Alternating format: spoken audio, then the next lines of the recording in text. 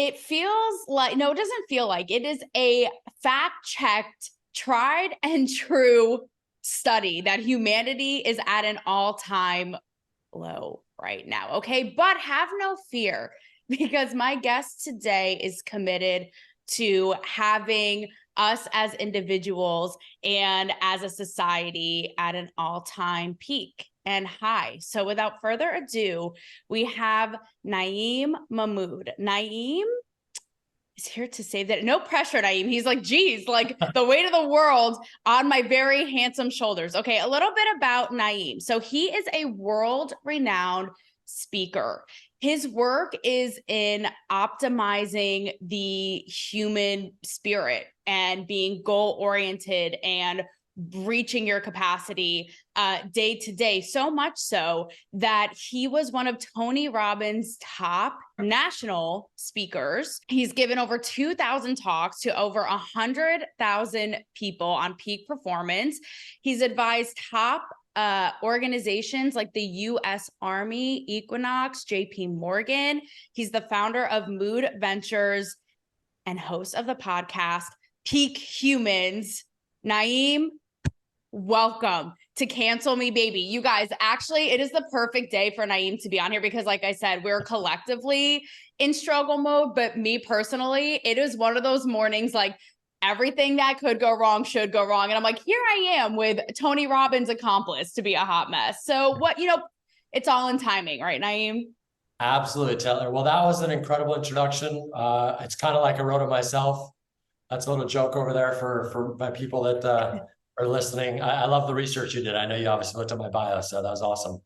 Hey, it's the least I could do. Thanks for joining us today and giving us a little bit of, like I said, even though it's jokingly, it's also in the context of where we're at collectively and what's going on in the world. I also do think it's perfect timing for you to come in, swoop in, and give us some hope and insights. So in all seriousness too, I actually think it is perfect timing for you to be here with us today and help us, make sense of it all and navigate. Absolutely. I think everything's divine timing. So I appreciate you having me on the show. I'm glad we're connecting. I love your show. I love that you speak. I'm a big believer in just speaking the truth, calling it how it is, even though it doesn't always, it's not the popular thing to do, right? But I think it's a breath of fresh air to have people like you that are actually like cutting through the BS. Yeah. Like, because most people are thinking it, but most people are also too scared to actually say it. So it's nice to have leaders like you in the world that are voicing it. Thank you. Thank you. Here to do my duty in that department and due diligence. And there's going to be some of that today, even though, we got a Tony Robbins thing going on. So first of all, and it's funny, guys, because Naeem and I were chatting beforehand about how both of us are kids of immigrant parents and being like having that in our blood of being so goal oriented and having that grit and work ethic. And in my end, I don't know about you, I said this is probably contradictory to everything you're about, but like coming from an Italian immigrant mom, it's like we have to suffer in order to reach our goals and be happy in life, like making our lives harder. But again, probably not what you're about. But anyway, we were kind of talking about that beforehand and how because of instant gratification, how tenacity on the whole is a completely lost art. Like, where's the lie? Yeah, there's a lot of things I want to jump on with you. I'll go back to the original thing that you started, and I also want to talk about how that belief system where you do have to suffer to be successful too. Yes. Because I used to believe that too. And it's both. It's not either or, but real quick, it is a crazy time in the world, but also there's two really good books if you want to pick them up. One is called Factfulness. And I heard about, it's really just kind of puts the numbers of actually what's happening in the world in perspective. So as a whole, even though things look like it's chaos, and it is chaos, but as a whole, if you zoom out, the world is actually becoming a lot better, and it's actually way better than it ever was in humanity, in human history. So that's one cool book you might want to pick up called Factfulness. I forget the author. The other book is really good. It's called The Fourth Turning is Here. So it's this book by Neil Howe. And this basically talks about the cycles of history, and specifically the cycles of American history. So every year, every 80 years, there's this thing called a cyclum. And within a cyclum, there's basically 4 generational shifts that happen. And right now we're going through the fourth turning. And the fourth turning is when there's a crisis, which we're all experiencing, right? And again, it lasts for like 10, 15, even 20 years sometimes. So on a micro perspective, that's a long time for like a regular human being, but on a macro perspective, it's just part of the cycles. Okay. Well, we're going to get into that because obviously there's a crisis even happening with how we consume information, Yep. tribalism.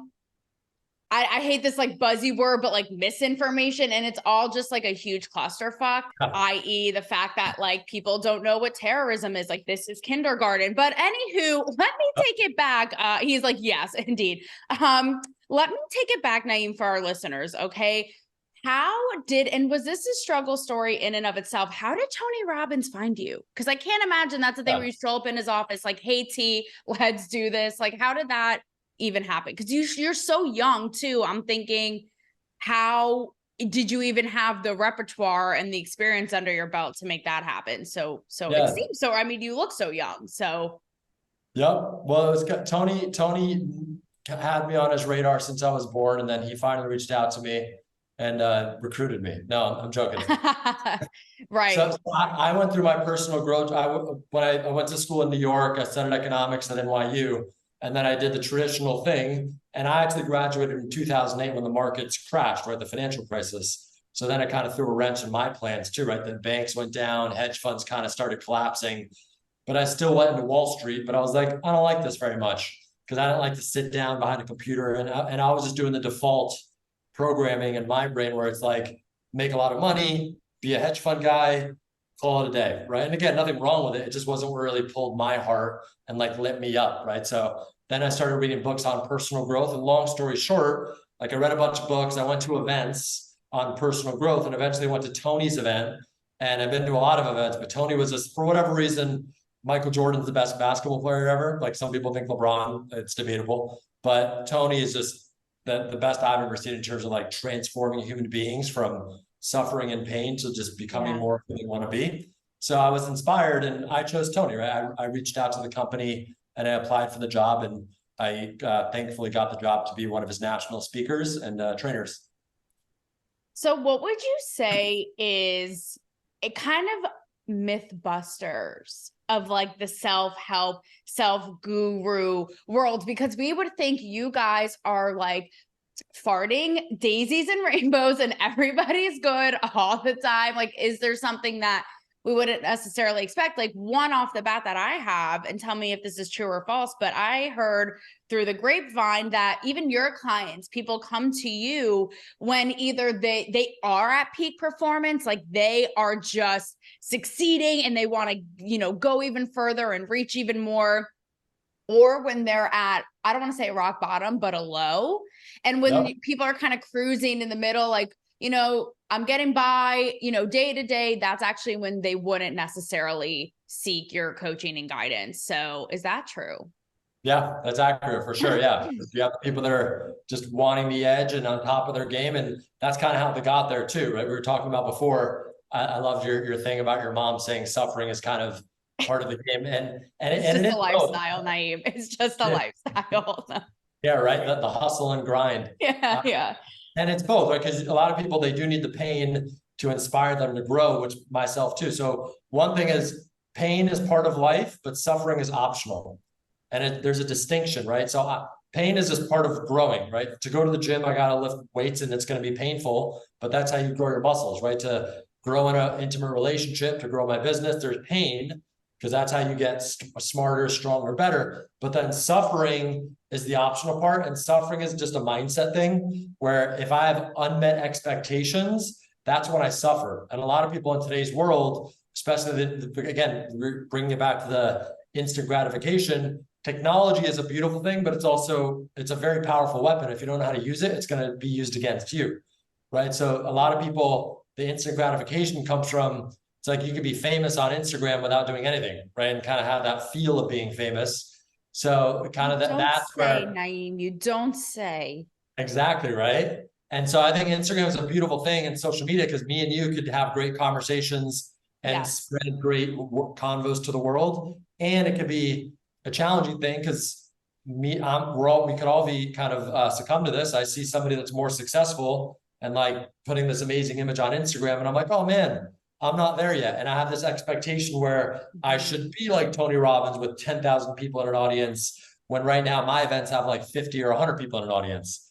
And so suffering would be when I'm like, oh, I don't have 10,000 people, I just have 50, and my expectations aren't met, if that makes sense, right? It absolutely makes sense. And actually, you are ahead of the curve in my notes here, because something I had thought about, and you just nailed it, is this really kind of crazy phenomenon right now of the dichotomy of instant gratification. So what you just explained, and also the imposter syndrome. And let's be real, both of those are fucking up our self optimization, right? Yep. So Absolutely.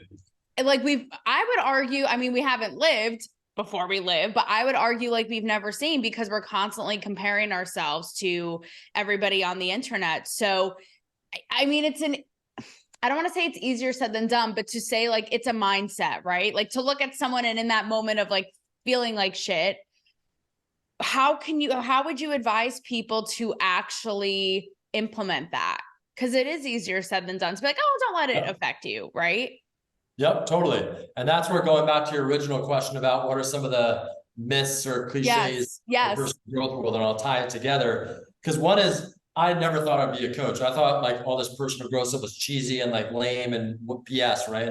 And then when people say that, I talked to Rob about this. I'm like, that's good to have a healthy dose of skepticism about anything. Like I say, don't listen to me, don't listen to Tony Robbins, don't listen to Warren Buffett. It comes to finances. At the end of the day, we got to become our self-autonomous and like make decisions for ourselves, right? So we got to do our own research. And at the end of the day, decisions is what changes your life. So at the end of the day, you're the only person that can decide something is you, not your mom, not your dad, not your partner, not your brother, your sister, your business partner. You got to make the decision. But most people, they make the decision to be passive versus like actively deciding, because it's fear. They don't want to fail, or they don't want to be wrong about something, right? So one kind of myth about the personal growth world is that where one is we're all human and we're not perfect. Like I wouldn't say I have bad days as much, because I have rituals and processes that kind of make it not happen before it comes to me, right? So I meditate, I journal, I work out, and I do these things not when I need it or when I feel like it. I do it every day, no matter what. Because if you have a discipline, like you're gonna probably be a little more depressed or sad or lethargic or lazy or feel like a failure if you're not working out or doing breath work or meditating or whatever it is. And there's no right or wrong way to do it. Like you don't have to meditate, you don't have to work out, but ultimately you got to do something that's going to get you into being your best self. And you got to figure out what that might be, right? I love that. We're going to talk all about the physical plane of it all, what you're saying with the discipline of working out and your body and your physical appearance. We are getting there. My audience knows that's a huge thing for me and has been a huge part of my journey. But first, back to the Mythbusters and the imposter syndrome. Okay. Yep. Like Ghostbusters 2.0, we just Halloween Who, sorry. Like that time was come and gone. Is it true that many of these people, because I've interviewed a lot of them, but that many of these people in the self-help realm do suffer from imposter syndrome and are remarkably insecure? Yeah. So again, they're just regular people, just like there's great quality doctors and not so great quality doctors. Same with like especially, and this is the part that I struggle with, because I have a coaching certification program with my business partner. And again, there's really good marketers on social media that are able to put a facade out that actually isn't really walking the talk as much in their own lives. And that's so interesting, because it makes the consumer be like, well, why am I going to listen to that person? Yep, exactly. So it's a challenging thing. And ultimately, again, I always just tell people, you got to do your own research and like kind of research the human and be like, oh, are they actually producing the results that I want in my life? Are they physically healthy and fit? Are they financially well off? And again, obviously you can't always know this stuff unless you like are really good at doing research, but it's kind of like, before I do any program or event or hire a coach, I'm like, oh, what is this person actually producing in their life in all the different areas, not just one area that I'm looking at, right? So it is true, like a lot of people in the personal growth world that are if they call themselves a guru or whatever, they have bad days, and some of them are depressed, and some of them are not really walking their talk, right? And we're all human as well. To kind of put a pin in the technology aspect, because I always feel like a little old grandma on my show because I'm always ragging on technology because, like I've said, I just think it's been so detrimental to the human spirit for all the reasons that we listed. People are so anxious and withdrawn and isolated, violent, depressed, again, like we've never seen. So, you know, almost like for people like you and I, though, who also benefit from it, and I love the connectivity it provides and having our platforms and all of that, you know, what do you think? Is it like, am I a brat for ragging on the technology? I know it comes with the good and the bad. Like, where are you personally with it all? And again, how would you advise people in not like a soundbitey way, but in like a real honest day-to-day way to navigate it in a healthy way? Yeah, that's a great question. And there's no right or wrong answer, but I'll give you, so right now I'm not really on, well, again, I see technology as a tool. Right now, all the social media stuff, it's not on my phone. Sometimes I bring it back on, but I've been off social just because it's become too much of a distraction. And I also like to take cycles where I get kind of like a fast, right? So I'm giving myself, I call it a mental cleanse. So for the last like month and a half, I haven't really had it on my phone. If I do want to check it, I check it on my desktop, like it's going on kind of like old school, right? You'd log on to your internet provider on the computer. So that's my current thing. Maybe eventually I might have it on one day, but ultimately the other thing I like to do is have my team do it too, right? So there's also like a layer of a connection between me and the tech too, where it's like, I'm not on Instagram getting flooded by people's streams, but I am able to put out content that in my opinion, and it's useful and helpful for people, right? So it's great as a tool to reach my clients, to reach new potential clients, and to put out great vibes into the world. There's not enough of that. And I make sure there's systems and processes that protect my mental bandwidth too, because I'm human too, right? No matter how much I meditate, if I'm on it too much, it's gonna flood me, right? And I'm sure like you, it's like, I specifically with my work am tackling constant current events, and especially with what's going on lately, it's like I feel a responsibility for my audience. So I feel guilty if I'm not constantly, digesting, consuming, speaking to it. But even with what's been going on lately, it's been super emotional for me as a Jewish woman. I've been talking about it. And it's funny you say that about a mental break. I just had to take almost like a 2-week purge because my brain just couldn't. And again, back to the suffering and struggling mindset, I push myself and I'm like, don't be weak, like keep going. Like you can't afford to like take a break, quote, right? So for people like us, and for the everyday person, I think it's that kind of constant push and pull of pushing yourself.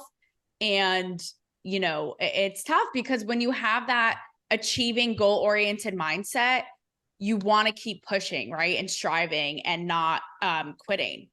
Yep, absolutely. And it's a balancing act. And I would say push is great, but ultimately pull is a little more effortless, right? So it's still, you have that drive, but also if you could make it more into a pull, because I could willpower myself all day, but after a time I will get burned out, right? So to figure out pull, and that's where it's like, you got to get really clear on your reasons and why you're doing it. Because most people, again, they're not aware of like, it's our emotions that are driving our behavior. And again, if you get hooked, especially in today's world, with all the things that I totally understand, I can get hooked too, right? If I open my Instagram right away, I'm hooked, right? Oh my God, yeah. Your emotions, because you're not helping the people you love or the world if you're hooked into it too, right? So it's managing your emotions, getting clear reasons why you're doing it.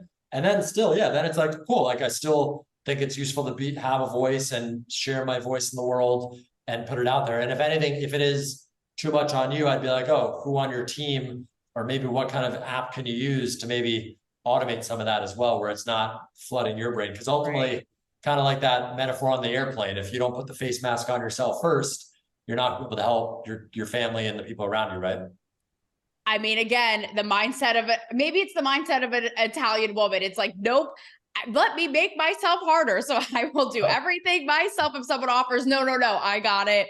and thus the cycle perpetuates. So who's having fun? No, but exactly, it's that kind of idea, right, of taking it all on and having that persistence mindset, but it's like, to what end? I always think, like, what would Tom Brady do? That's like my North Star. I'm like, Tom Brady doesn't give up for shit.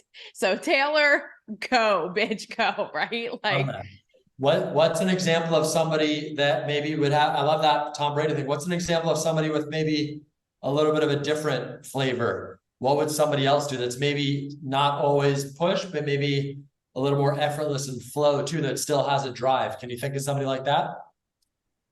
effortless and flow, who still has But a still drive. has the drive, right? That still isn't get, because it's not a lot of time, our conscious mind, it kind of thinks in duality and like this So or true. that. But ultimately, it doesn't have to be either or. It could be and. I love doing improv. Have you ever done? I'm sure you Yes. yeah. Improv is all about and, right? So like, what's an and here, where it's like you could So still true. drive in the hustle, but also you could also have a little bit of flow and self-care and like. Yes, that's the duality you're talking about, because it's like, if I don't exert that maximal effort every single day, suffer, struggle, I won't get the end result, right? It's that duality of like, I need this for this. But who's a person you're talking about? I mean, I've been really into Michael Singer lately, but he's the ultimate surrender Ooh. guru Oh yeah, of my life. right. Yeah, to me, he's on the other. He's incredible. He's on the other side, right? I wouldn't. No, yeah, he's But also too, ultimate. Yeah. but he's got some crazy drive too, right? So it just comes in different forms, right? That guy's got drive. It just doesn't look. It doesn't look like the typical drive that we think of, right? The stereotypical drive. His Right? whole thing, guys, if you're not, and I've talked about him lately on the show, but he is the ultimate surrendering to life guru of not having attachment, not like letting life take you where it wants to take you without you getting in the way. And in terms of what we're talking about, he'll often say putting your whole heart and soul into something without, see, I'm a big expectation an attachment to outcome girl. I'm like, I need this. I execute A, I get B. His whole thing is release that and it'll take you somewhere even bigger and better, but control free problems. Hashtag. So, I mean, riddle me that. Right? Yep, absolutely. And that's the fun part, right? That's the work you get to do if you want, right? Because we're all growing in our journey. I'm growing too. Yeah. I've done a lot of work and I still got more to go. So if you want, that's a place, then you get to decide. We talked about decisions. You get to decide if you want to recalibrate that a little bit for yourself or not, and either's fine, right? Yep. Yep. Now, before we take a fun turn to, like I said, the athleticism and physical appearance and all the good that comes with that, I kind of want to put a last bit of a button on how much humanity is struggling right now, right? Again, just what I said, the violence and the despair and loss of connectivity and all this. And what you said earlier about that book is that, on the contrary, we're actually in a peak and a higher state. Like, explain to me where we're at. And without, I know there are so many facets and complexities and layers of this, but when it comes to, how much society is lost and struggling right now, like, what do you think? It's a little bit of twofold, but what attributes to that? How do you see it in day to day, whether it be with clients on the whole, et cetera? Yeah, for sure. So one is on the small time frame, it is chaos and it's very sad, right? Like, and again, and this is why, again, it's most important though to manage your emotions and your mindset. Because again, I can't help people or my clients or my friends or people that are suffering if I'm not in a good place, right? So the best thing I could do first is, if you want to change the world, change yourself, right? And I love that quote. So first I got to change myself, right? I got to make sure I call it in a peak state, right? And then, yes, on a small time scale, like I'm saying, from like humanity, like in existence, it's crazy, right? Like, it's very sad to see what's happening in the world. A lot of shifts, there's so many different dynamics going on. And on the large time scale though, like I was saying about the book Factfulness, what I meant by that is, again, I can't remember the actual numbers and specific things, but basically humanity has less starving people than ever, right? Humanity has less slaves than ever, right? Humanity has less people dying from certain diseases than ever. Humanity has gotten rid of most diseases, right? So in that capacity, like, the world's more people are living in homes than ever, right? More people, like, so it's decreasing on an absolute scale more and more in terms of like starvation, like bad water quality, like just homicides and like murders and things like that, right? But then, of course, we do see these terrifying things like terrorism. And that's the crazy thing, right? Because social media, it enhances it too, which is a good thing because the world needs to see this. But also, it also seems a lot more traumatic too, because the social media does put it right in your face. And people are, it's like a lot, right? So we're seeing things that are happened 50 years ago, but now we're actually able to see it in real time, things you'd probably never see on the news before, right? Yes. So that's part of it too. So again, good or bad, you get to decide if that's a good thing or a bad thing, but that's also part of it as well, right? And it's 100%, and it's eroding our mental state and well-being. I mean, in terms of what we're talking about, you know, I saw, well, one of my journalistic queens, Barry Weiss, she basically says, right, like with the Holocaust, Hitler tried to hide what was going on. Right now, it's broadcasted in front of our eyes in broad daylight. And it just goes to show the fact that we're so desensitized. And I'll take it the step further, which I've addressed on the show, that people actually are not only indifferent, but celebrate it. That's where I'm like, humanity is at a pit of life. Like, I don't know if I see a light at the end of the tunnel, right? Not to be pessimistic, but it's really sad. Yep, it is. You know? Absolutely. Oh, go ahead. No, I honestly, it's, so even talking about it, right, it lowers, I feel terrible, right? There's no words you could say, right? It's in, but yeah, and you're spot on with that, right? So, and the other thing that's important is to honor your feelings and feel your feelings, right? It's also, some people think, oh, I shouldn't feel it or I should ignore it. It's like, no, not that either, right? You should feel and honor your feelings. And then also, if you want, you could start to work on maybe transforming them as well, because it is energy at the end of the day. And sometimes it might not be, and again, this is for everybody to decide on their own. Do I want to stay in this place of whatever it is, sadness or frustration or anger, which is totally fine. It's totally justifiable. Or do I want to maybe start to shift it a little bit so I can maybe help from a different place, right? Because again, if I'm in an angry state, I'll probably be much less effective if I'm in a peaceful state, right? Or true. State, right? So true. So, you know, in Cancel Me Baby style, we are somehow going to pivot from watching genocide on social media to being a good-looking, charismatic speaker, everybody. So before and we're going to come around to all this in the conclusion, but you know, what's so interesting about you, Naeem, is that you are such a good-looking, obviously charismatic, effective speaker. You take pride in your physical care, which we're going to get to next. This has been a huge part of my evolution, my brand, is as a woman not being ashamed, right? Of being, you know, sexy and in my femininity and the sex object, and also being the brain. And it was really surprising to me and refreshing because I saw Matt Rife, a really popular comedian, really good looking guy, talk about this as a dude. He's like, you know, I wish, and he's not even kidding. He's like, people look at me and, you know, aren't taking my jokes seriously or don't think I'm funny because it's like, I'm just the pretty boy. And I thought that was so interesting and refreshing, being, you know, given that my brand has hit on that. So for you, talk about, because obviously you're a self-aware guy, like, you know that you're a really good looking, attractive guy. Talk about that. And when it comes to performing and getting through and speaking to people, how you use that as a tool. Absolutely. That's a great question. And I love your angle too. And I was talking to Rob, and you're all about, and my girlfriend too, I connect you guys maybe.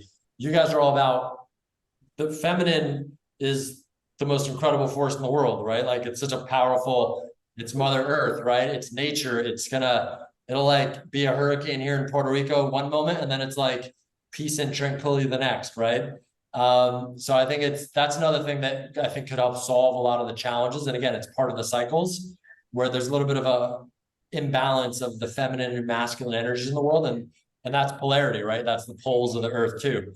So I love your mission where you're being more out there and sharing your same with you, right? Your beautiful sexuality in a way. Again, it's how you use it too, though, right? Like me too.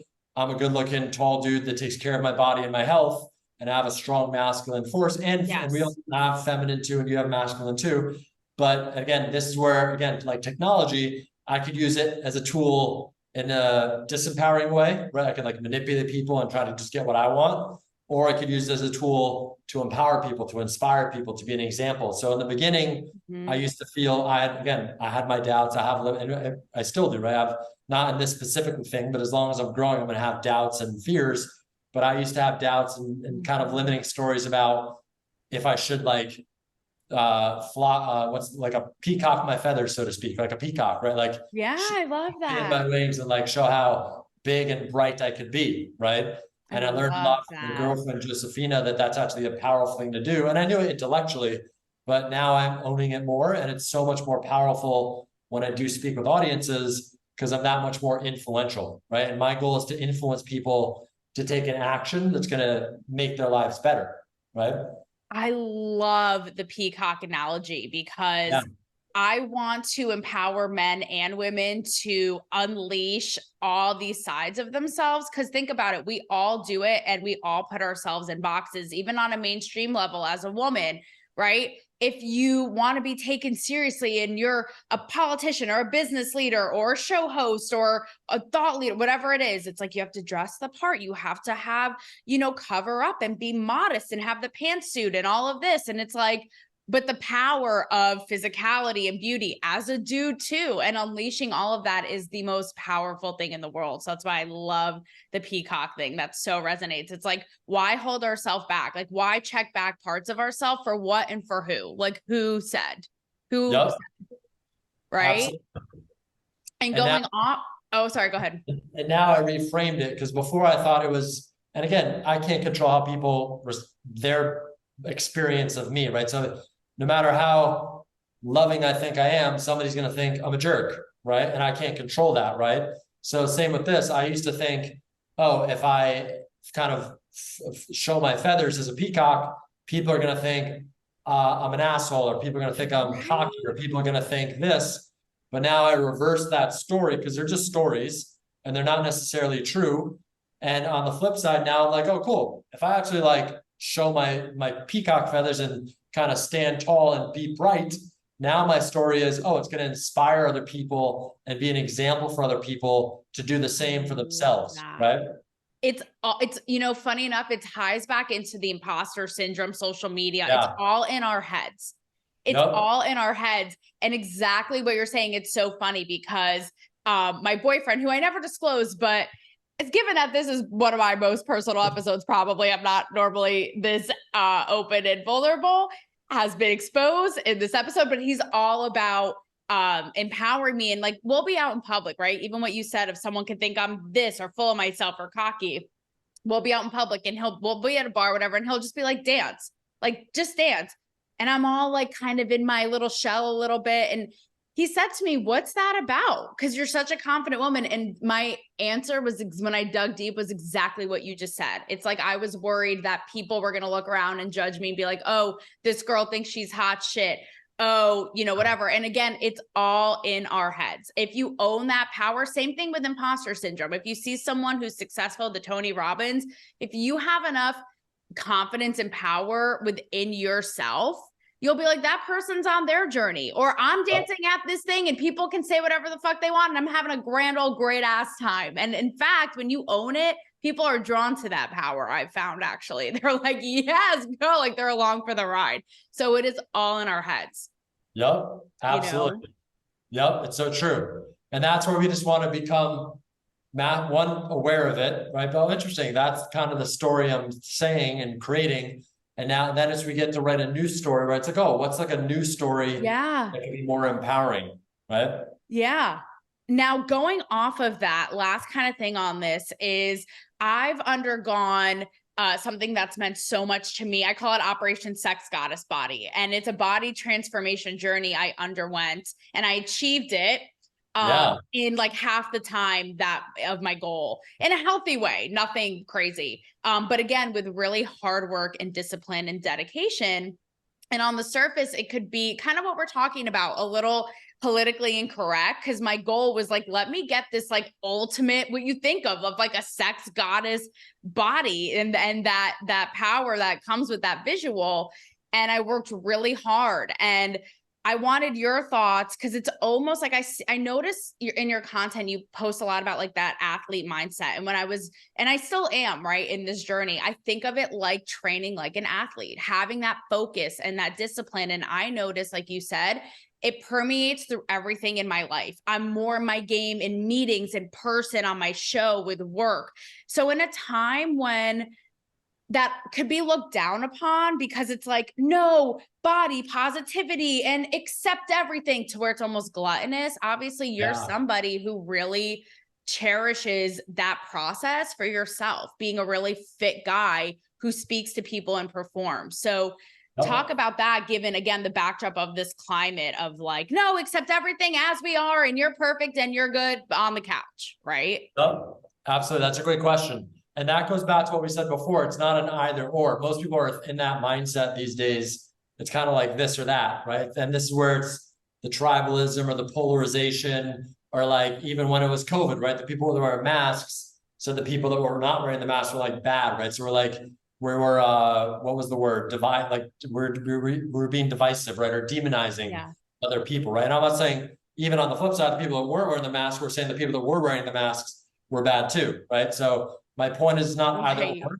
We should totally accept ourselves, like if we're overweight or have something that's not whatever, if we're not, we should accept it, right? Exactly. And if we want, we should also be unabashedly flashing our peacock feathers, right? And like go to the moon and be what was it? Operation Badass Woman, you said? What'd you call it? Operation Sex Goddess Body. Operation Sex Goddess. Oh, he does the double guns. Love it.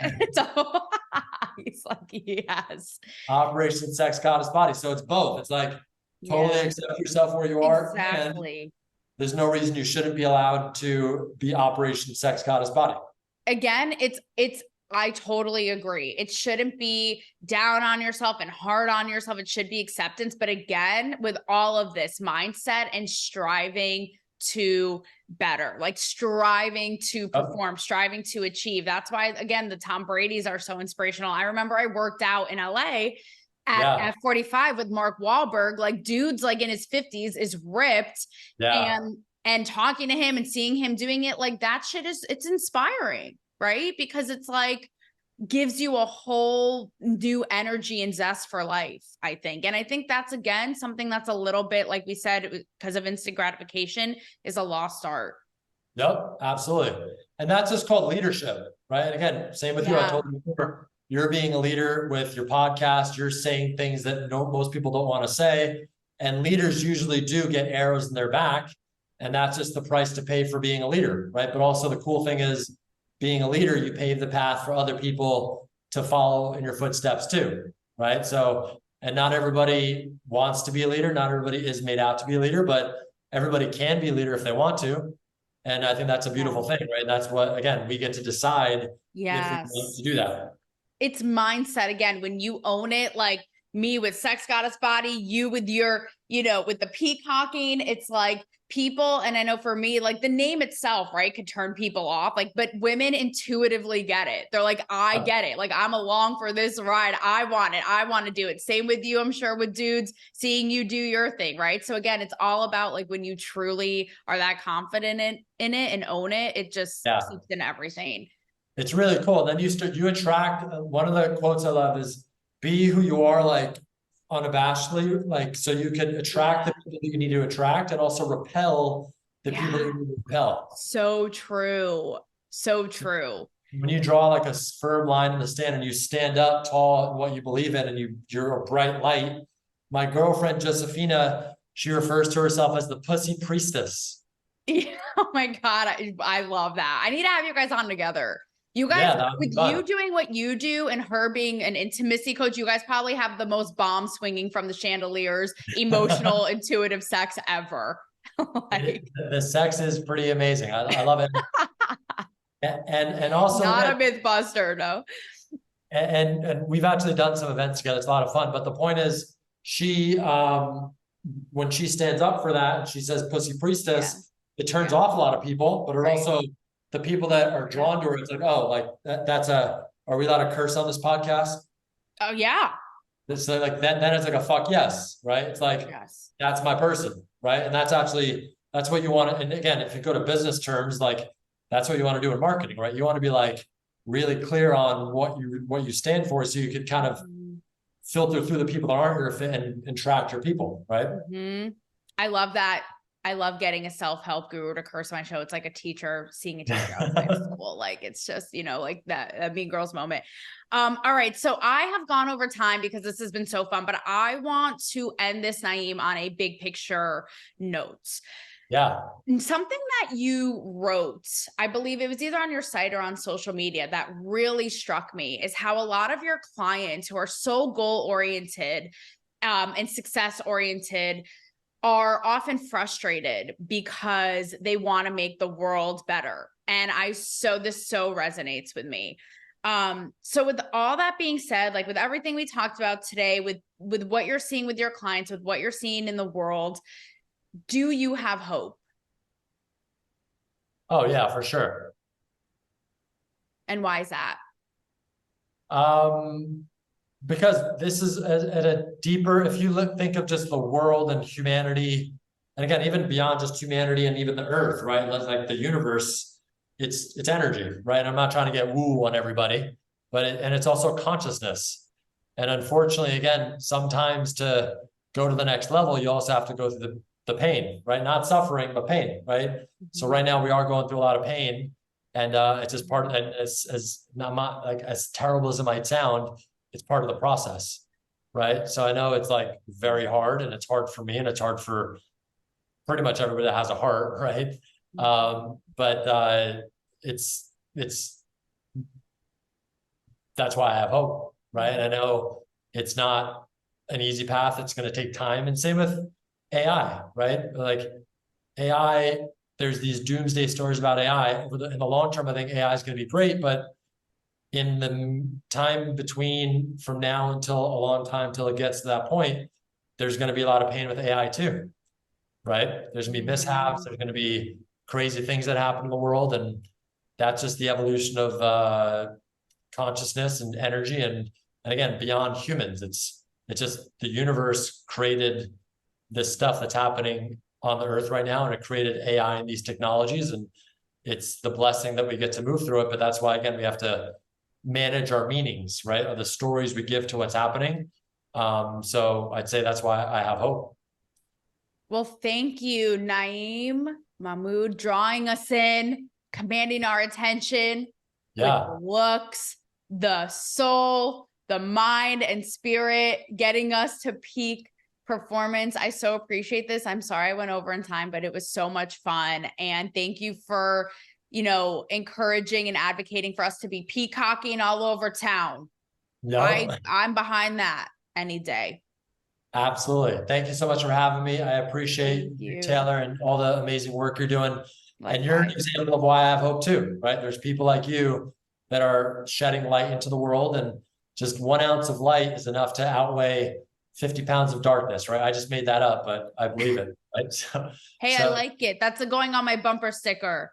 There you go. I salute to you, Naeem. Thank you for your work. And I will see you soon, hopefully. We got to get you and your girlfriend on together. Absolutely. We'll do that. Awesome. I'll talk to you soon. Thank you. Bye. Bye.